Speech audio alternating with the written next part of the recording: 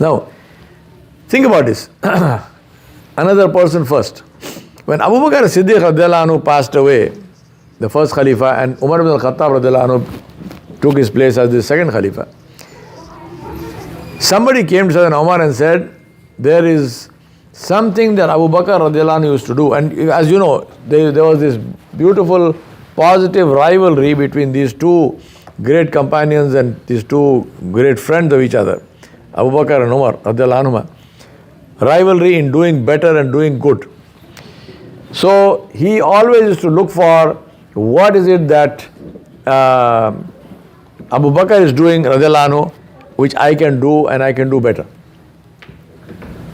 So somebody said to him that there is this small camp that Abu Bakr Siddiq radiallahu anhu, every morning he used to go there and he would spend some time in that camp and he would come back.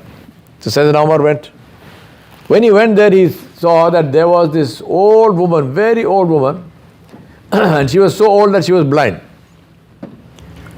And she was just sitting on a cot in that big sort of tent she had, and there was a goat there, and there were some things.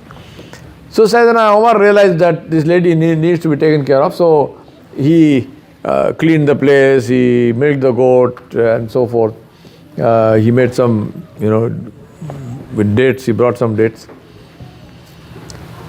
He made some bread and he gave it to the lady.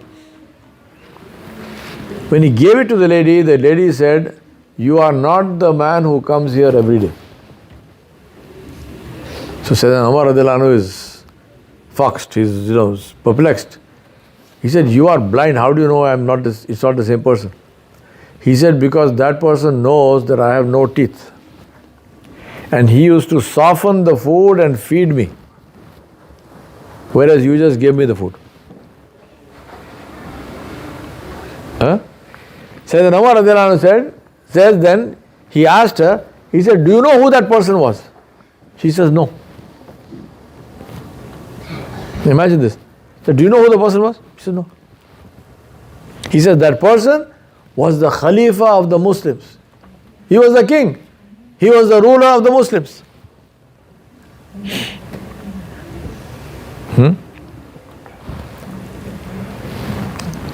Character. Hewlett-Packard had a project in South Africa when Nelson Mandela was the president. So President Mandela was the head of state, and Hewlett-Packard had a project of some kind of welfare project, and that the Mandela Foundation was partnering with them. So the president of Hewlett-Packard, he wanted to meet President Mandela himself because great iconic figure, great freedom fighter and so on. So they made a request and President Mandela invited him for breakfast. So now the president of Hewlett-Packard is going to Nelson Mandela's place. His black African driver is driving the car, he's sitting in the back. So they reach the place and they find, first thing to his great surprise, he finds that Nelson Mandela actually comes down the stairs in front of the presidential mansion, comes right down and welcomes him, takes him out from the car and takes him up. Now this is the president, he doesn't have to do that, he's got ADCs to do that, the aide could have done that himself because this is my guest. So when they go and they are about to sit for breakfast, Nelson Mandela asks the man, he said, "Wasn't there somebody else with you in the car?" The man said, "Yes, that was my driver." He said, "Okay, give me a minute." He leaves the room. He comes back with the driver. So the driver also comes down, and there is Mandela himself, the president of Hewlett-Packard, and the driver. Three of them, they are sitting there, they are having breakfast. Right? Breakfast finished. The two departed. As they are driving home, the driver says to his employer, he says, "Sir, I am so grateful to you, I cannot even express. I thank you so much, so much, so much." So the man said, "For what?" He said, "Because my dream was to meet my president, Nelson Mandela. But I'm a poor guy, I'm a driver, where will I have a chance to meet him? He said, thanks to you, because of you, I was not only able to meet President Mandela, but I had breakfast with him.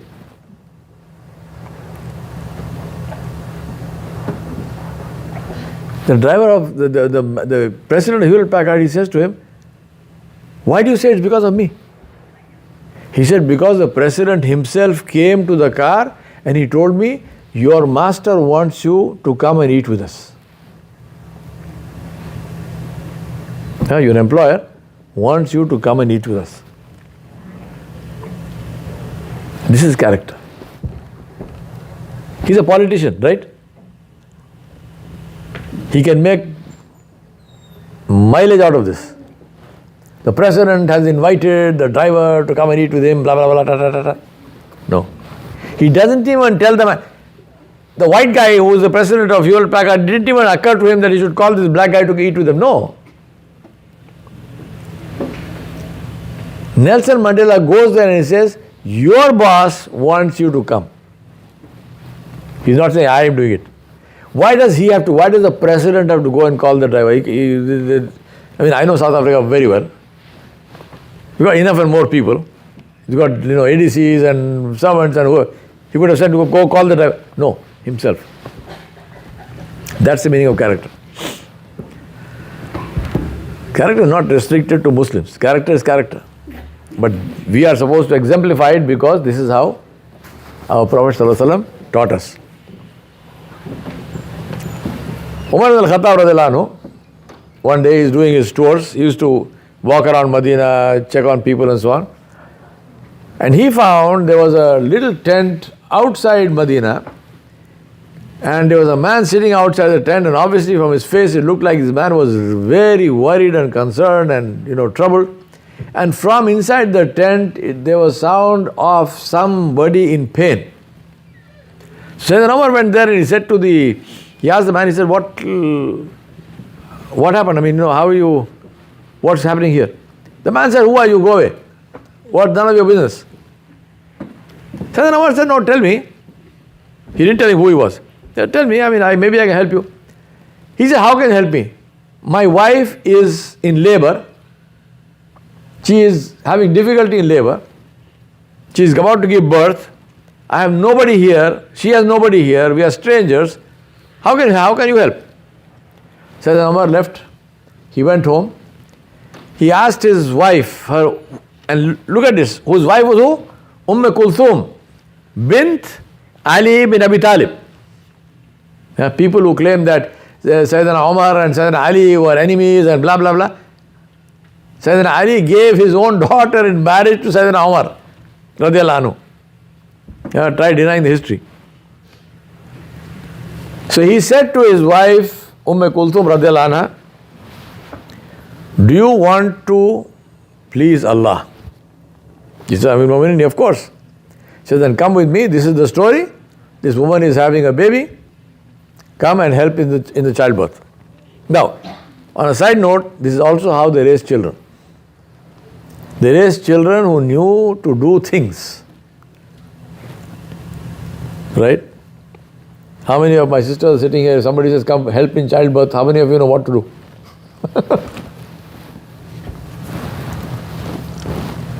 These are life skills. These are life skills. All of these must be learnt, must be taught to children. Anyway, so she took some cloths, clean cloths. She took a pot with water, and Sayyidina Umar radiallahu anhu took some sattu, which is dried dates powder, to make some bread, and they went. And his wife, our lady, went inside, and then she helped with this woman, while Sayyidina Umar sat outside and he cooked some food for them, and this man is sitting there. Then they heard the sound of the baby crying, which means the baby is born. Then Kulthum radiallahu anha, she called out and said, Ya Amirul Mu'mineen, tell your friend that he has a son. Then this man said, wow, you are the Amir, you are the Khalifa. I don't know, I'm a stranger, I don't know who the Khalifa is. You are the Khalifa, you came here to help me and your wife is helping my wife in childbirth. Then Umar said, yeah, so what? This is character. Putting yourself in before others. Right? So ask yourself, what are the benefits of living by these values? Behaving responsibly, social responsibility.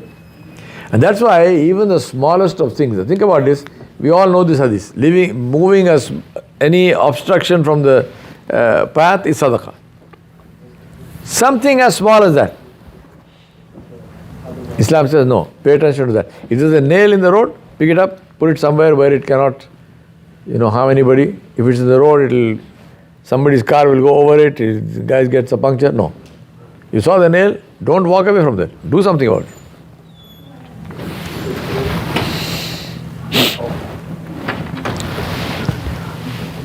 And same thing, metrics. What do we need to do? How will we, start practicing?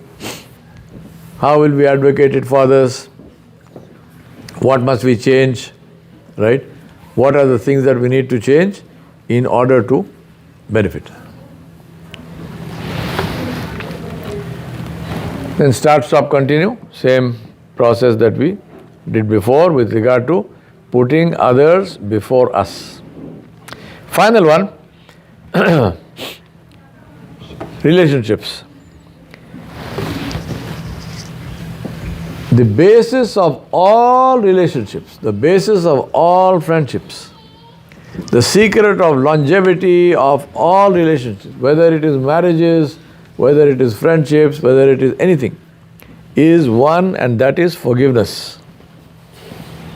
Forgiveness. Allah subhanahu wa ta'ala, this applies even to our relationship with Allah. If Allah did not forgive us, where would we be? Right? So Allah subhanahu wa ta'ala described himself as Ar-Rahman Ar-Rahim. In Surah Al-Fatiha, in the first 3 ayat, Allah said this twice. Bismillahir Rahmanir Rahim, Alhamdulillahi Rabbil Alameen, and then Ar-Rahmanir Rahim. Forgiveness. Now forgiveness, the basis of forgiveness is mercy. And forgiveness is mercy in action. Many times people say, when you say something, oh no, but he did that. So that is why you need to forgive. If he didn't do it, what are you forgiving? Of course he did that. Of course she did that. Yes, they made a mistake. Yes, they did something wrong. They did something deliberately wrong. That is why you need to forget. You need to forgive. Learn the lesson, forgive the individual. I'm not saying be dumb and stupid. Don't fall into the same trap. Learn the lesson, but forgive. Believe me, it's the most relieving action you can imagine. It's like dumping a big load. Because when you don't forgive, you are carrying that in your heart, and the only one it's burdening is yourself. Dump it, throw it away. You don't need that. Right? You do not need that.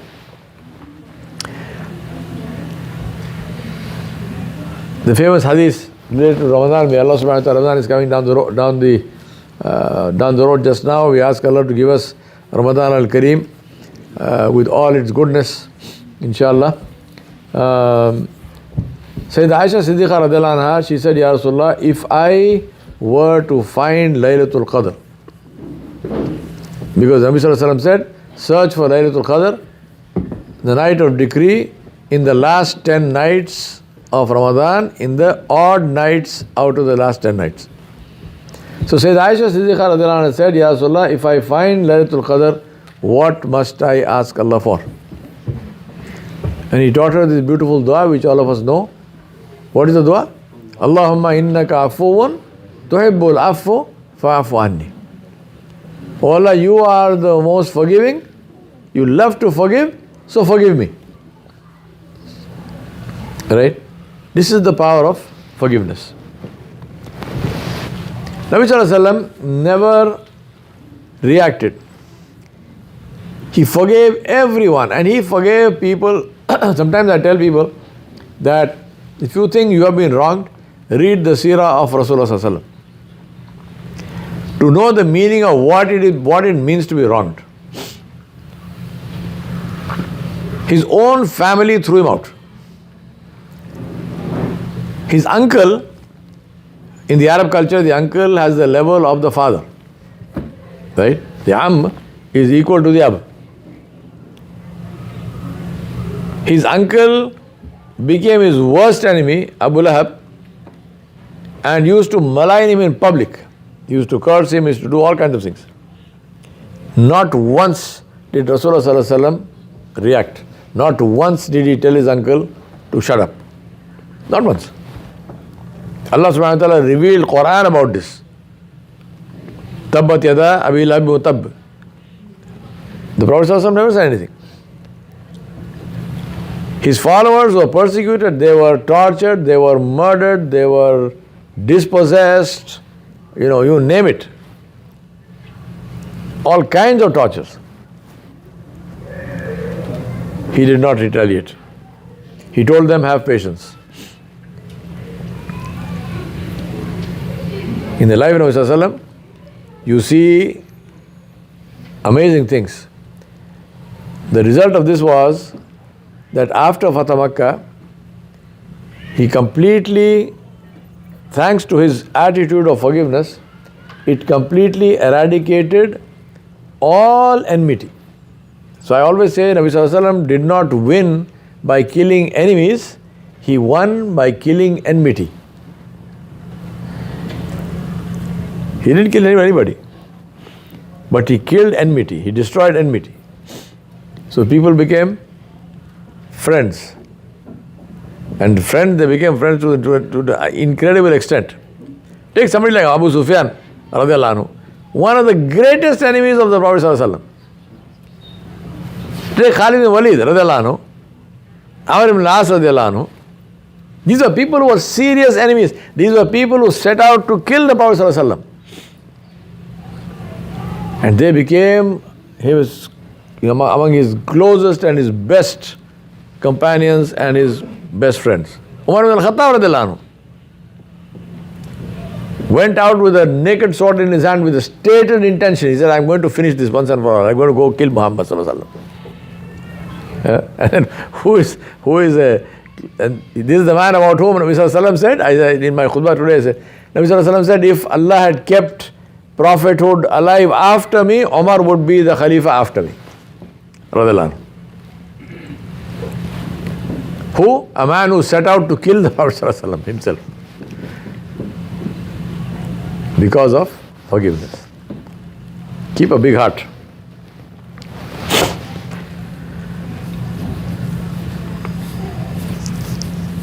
Rasulullah Sallallahu Alaihi Wasallam, we have all these stories of great conquerors and so on and so forth.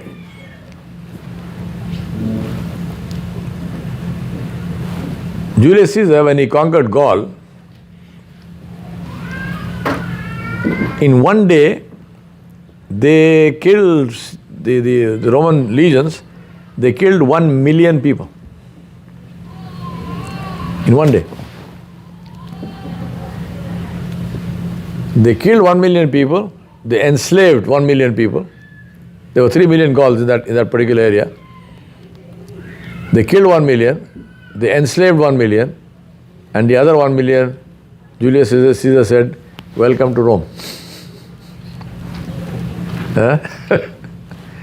Welcome to the civilization of Rome. But when Rasulullah Sallallahu Alaihi Wasallam entered Makkah as a conqueror, he was bent forward in a state of submission to Allah, to the extent where his blessed forehead was touching the pommel of the saddle of the animal he was riding.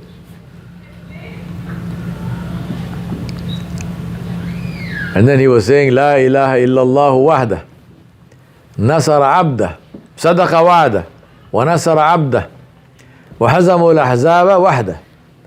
He said, there is no one worthy of worship except Allah, who was true to his promise, and he helped his slave, And he defeated the Confederates by himself. He does not take credit for this. He doesn't say, oh, I'm a great conqueror. No, this is only Allah. This is Allah's help. Allah subhanahu wa ta'ala did this.